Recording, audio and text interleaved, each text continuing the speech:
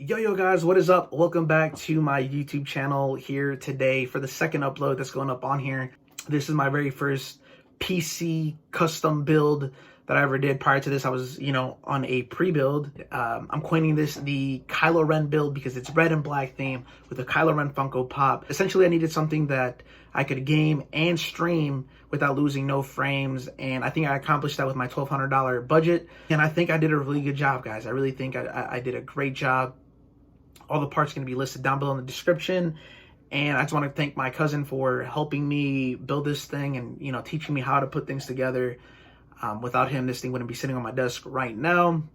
But if you're new to the PC community and you're looking to build your own, I have a Discord that's going to be linked down below in the description, and you can join it and you can ask, questions regarding certain parts or share your builds and see if you're getting a really good build.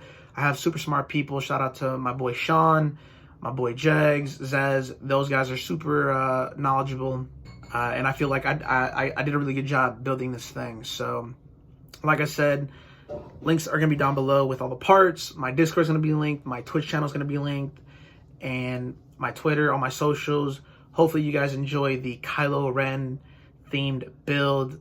I'm super excited to share this with you guys, and I'll see you guys for the next one.